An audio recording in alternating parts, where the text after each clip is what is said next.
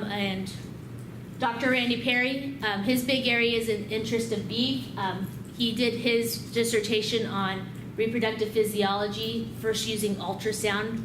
He was one of the first ones to do ultrasound research in the United States. So he does a lot in terms of reproductive physiology, also in terms of nutrition and how it affects reproductive physiology, growth, and development within beef cattle. Dr. Scott Williamson is our resident environmentalist, geneticist, and swine guy. He does it all. He's one that has a broad range of knowledge in anything and everything. He's probably one of the world's smartest men that if you get him on the side and talk to him about genetics or rules in terms of the environment, or what we do as agriculturalists play on the environment, he can talk your ear off. It's just a matter of getting him to slow down for a second and catching him in his office to actually talk to him. But he's an amazingly smart guy from the University of Illinois that has a great passion for the swine industry and what we can do in terms of management and nutrition that will affect reproductive efficiency. Dr. John Henson. Dr. John Henson, prior to me starting here, was our resident meat scientist. He's over in charge of our meats lab. His real focus in terms of meat quality and meat safety, especially on the processed meat side. He's really interested in further development of products, especially in product development. They've started a couple new products down at the farm market in terms of salamis, hot dogs, new cooked sausages. So he's really into finding new ways to develop new products that will fit what consumers in this area will purchase, as well as restaurants in the area will purchase from us. He's also really big in terms of food safety in terms of E. coli, salmonella. He just had a graduate student finish this last summer that was looking at veal and looking at E. coli in veal production and how we can eliminate E. coli in veal because they have a slightly different processing method than we do for beef cattle. Dr. John Robinson. Dr. Robinson's actually FERPing this year, meaning he's doing early retirement, so he only teaches part-time here at the university, but still has a major role in our program when it comes to dairy and our nutrition class. He's really big in terms of looking at different management styles and nutrition requirements in terms of the dairy industry and how we can improve not only the life of that animal, but also how we can improve our lactation and improve our amount of milk that we get per animal. So he's also a dairy consultant on the side now that he's halfway retired. So he's one that's well respected within the industry and has a lot of industry contact for our students. I'm the last animal scientist that has a PhD that does research on campus.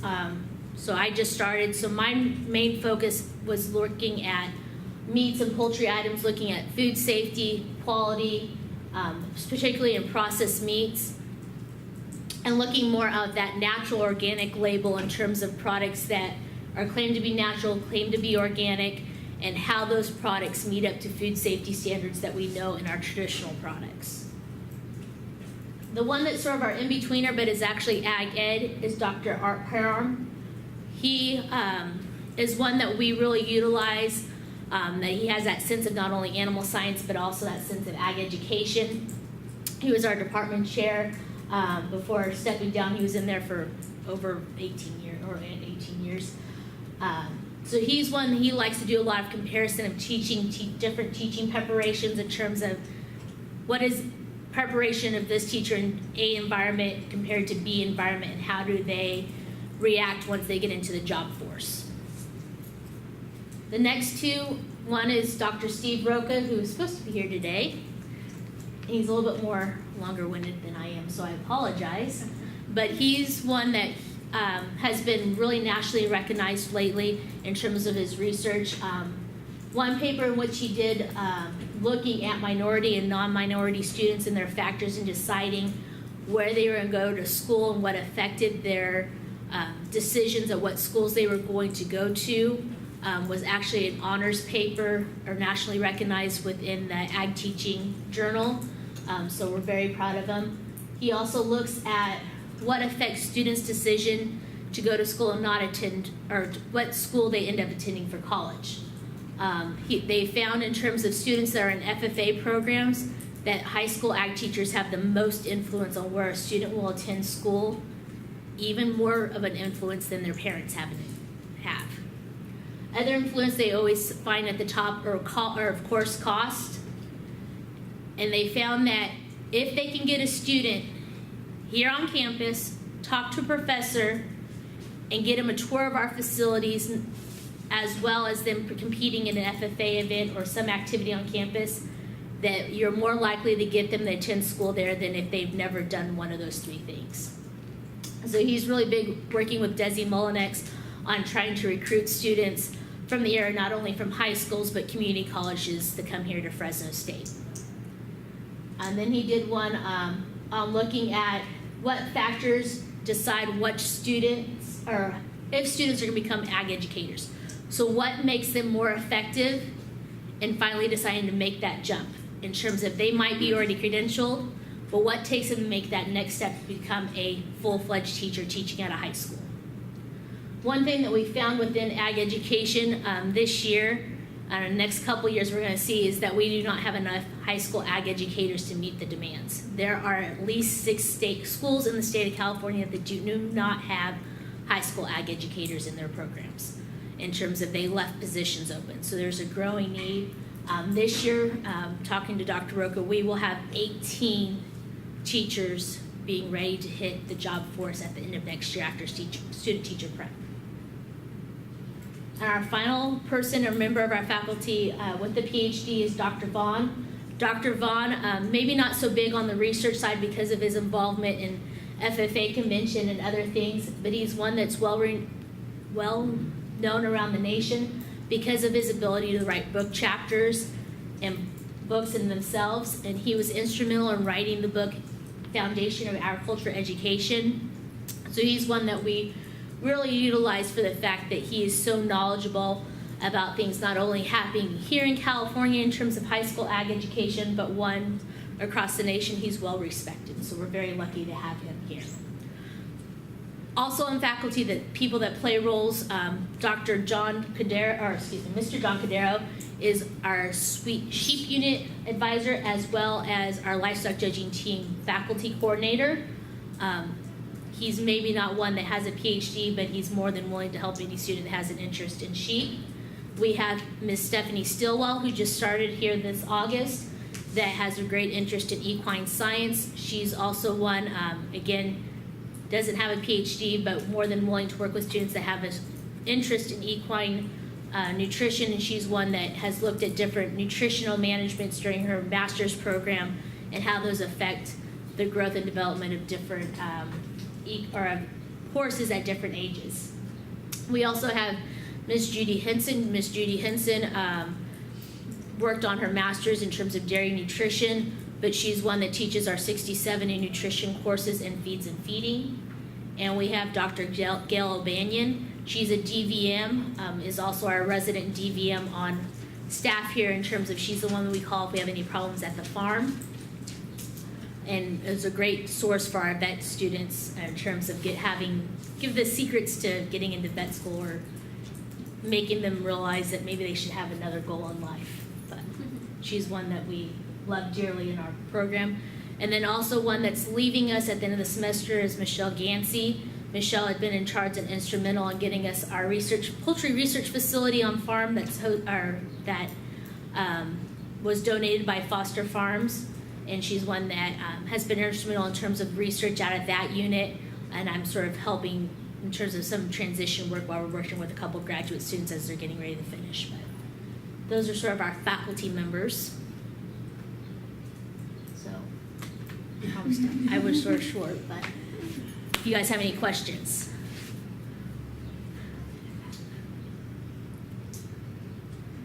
Wow, we're a quiet group. They are. Salvador and Devin, would you like to introduce yourselves? This is Dr. Amanda McKeith from the Department of Animal Science and Ag Education. I'm Devin. I'm a nutrition major. Hello, I'm Salvador. I'm an ag business major. Nice to meet you both. I guess I have a question. Mm-hmm. We talked a lot about issues for animal sciences. Are there any issues that you know of in ag education or communication? The biggest one within ag education is just the shortage of teachers nationwide. That's the biggest issue they're finding, is the fact that is a real shortage in terms of people that want to take that jump. California ag education, I will tell you, having lived in 3 other states, is vastly different than the rest of the country in terms of high school ag teachers here take a lot more vested interest in students outside normal classroom hours, spending time on weekends at competitions and such. And that's where we get caught up as a lot of people, if they didn't grow up in that environment, it's hard for them to give up their lives to jump into that. But if you grew up in that environment, you're one that realized that the need for it and what it did for you. So it's a matter of trying to get those students back into that high school education, or trying to recruit different students that maybe didn't have those opportunities, but gained interest in college and such, to try something new and love teaching and love agriculture, but tried something new in a different environment. But almost any state you go to these days, they're going to have a shortage of ag educators. Some states are blessed in terms of they have a waiting list of ag educators, but a lot of those students aren't willing to leave their home state. So that's the big problem is, yes, you can find a job, but you have to be willing to move outside the area. And that's with any job. And I'll tell you guys, you have to be willing to move. You can't say that I am only going to live in San Francisco, I'm only going to live in the Central Valley, I'm going to only live. You have to be willing to move and try something new.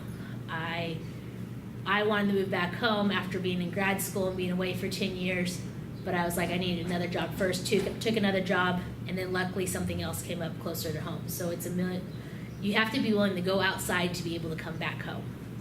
I promise it won't be forever, and you might find somewhere that you absolutely love and enjoy and don't mind to be away from home for as much. Now, this time of the year, I don't want to be in any other state because the amount of snow in all the other states. Where I was teaching up until this August had 1.5 feet of snow overnight. They never get snow. Shut the university down for 5 days. So it's all relative to what you're used to, and I'm sure if we got 1 foot of snow here, we'd be freaking out, but it's all relative. But you can't ever give up those experiences, and nobody can take them away from you. So big thing for all of you guys, no matter where you end up, go try something new, try it. If it doesn't work out, at least you have new experiences. You probably made some new friends along the way. To follow up on Taylor's question and your response, would you, do you think ag education at the high school level is secure in our future, given the shortage and given some of the other trends we've seen in K through 12? I think that's, we starting to worry about ag education, especially with some of the recent budget cuts we've been faced with, especially in the state of California. I think it's maybe more secure in some other states because of them being smaller, more ag focused. People in California forget how big agriculture is in California, the fact that we're the number one commodity. If you take all agriculture together, we're the number one commodity. We're the number one job secure. A lot of people don't realize those things once you get out of the Central Valley. And I know most of you, we're here at Fresno State and we get exposed to agriculture day in and day out. But you go to San Francisco or San Diego or LA, they don't see those. All they see is a grocery store. So yes, maybe California faces a little bit more challenges because of those deals in terms of budgeting. But there's one thing, you'll never meet a group of people that are more resilient, a group of people that will stand behind the organization and their passion than a group of agriculturists. They'll step in whenever they need to make sure they save it. And they've done it 3 times in my lifetime already, stepping in and saving high school ag. So I have no doubt that it's probably going to continue. I just think we're going to see a little bit change in terms of curriculum. We've already seen in terms of seeing a little bit more science-based curriculum than we were traditionally used to seeing in high school ag settings. But we're also going to see a point in time that maybe we need to get back to some of those some of those technical skills such as plumbing and electricity that a lot of us have forgotten and haven't got to know about, because those jobs are just as necessary as a computer technician or an interior designer. Those are just as needed. And so I think we're going to see maybe a little bit more push in terms of that technical side than we're used to seeing. Other questions? I'm just curious, I don't know if you know, but would, because I come from like an arts background. Right. And I've seen a lot of the arts get taken out, so I don't know if that's kind of a similar. That's the sort of what we're seeing, that we're hoping to prevent, and it's sad that people have taken, art, music, those are things in which students enjoy and allow them to engage at different levels, and it creates students to start using other parts of their brain. And so that's what we're afraid of, is that they're gonna we start getting so hardcore into that math and science route that we have a group of people that are, in my mind, that are very similar in their thinking, and that we start losing that ability to individually think, and free thinkers that think outside the box. And I think we need a little bit more of those. So I know my mom's an elementary school teacher, and her students love arts and music and PE and all that stuff, and it gets smaller and smaller every year in terms of the amount of time they play on or get to do that in elementary school. So I think we're gonna have to start finding a balance between that art or vocational skills versus our hard science skills. Yeah, ag education, comparatively to state of home economics, for example, has done very well in terms of sustaining themselves in the K through 12 programs anyway. Yeah, home economics is even one that, that was big in high schools and was still around when I was in high school. Now I don't even know if there's many programs that have home ec still involved. Yeah. That's what I was thinking, because I mean, at least in my high school, we did have an ag ed class, but it was not popular at all. Like, there was only very, very few students that were in it, so it had that problem of, are we going to keep the class? Do we have enough students to keep the class? Right. Or And what a lot of schools have done, and I know several in the Central Valley have done, is that they've all required their students to take one ag class. And all it does, it's sort of like, you only takes one class to get you hooked. And it's that family type environment that they miss maybe in their English or math classes. And the same, get into arts or theater. People that do theater, it's because they love being around the people. Not only do they love what they do, but it's the people they're around. So that's just that portion of you gotta get them hooked. It just takes one class. So if they can get a class that has that hard science factors that can meet, generally they're gonna meet a biology class requirement or a chemistry class requirement. If they can get them in that way, that's what they're using to get those students involved. Yes. I know in culinology they're talking about taking out the internship requirement and in exchange for one of the other courses like meat processing, dairy processing. Which one out of the meat, dairy, and fruits and vegetable processing would you recommend for somebody with a culinology degree? Which would be most beneficial? I guess it depends on what your interests are. I'm gonna be partial to the meats because I feel in terms of you get the HACCP training and stuff within that class that you don't necessarily get in fruits and vegetables. And I know, not that they're bad classes, they're all great classes, but I think in terms of that standpoint where you're getting some of that science background that can help you in part of your job, but also in terms of product development. And I know the dairy class does some product development, but in the meats class, you have to develop a new product during the semester. You have to develop a HACCP plan for that product, and you have to give a marketing scheme to someone in the industry and present it to the industry. And at the end of the day, you could win $1,000 scholarships. So, and there's like 3 or 4 prizes. So at the end of the day, there's money involved in that one where I don't necessarily some of the other ones, but any of those processing classes, I recommend anybody to take them. It's a part of, everyone's gonna have to eat, and your ability to try to apply some of those hard science facts to developing new products is gonna give you a set of skills and that creative thinking that we necessarily don't get anymore.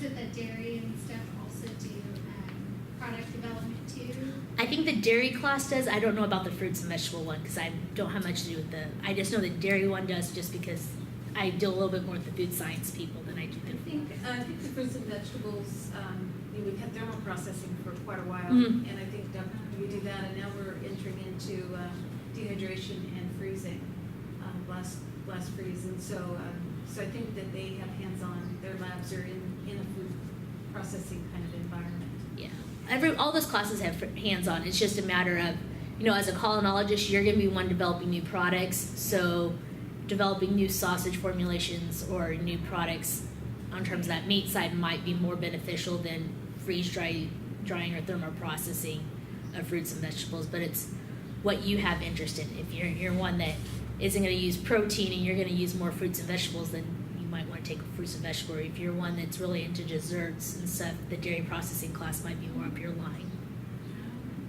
So it's I'm not going to tell you to take one class or the other. I'm partial to meats just because that's what I did for 8 years of my life. So.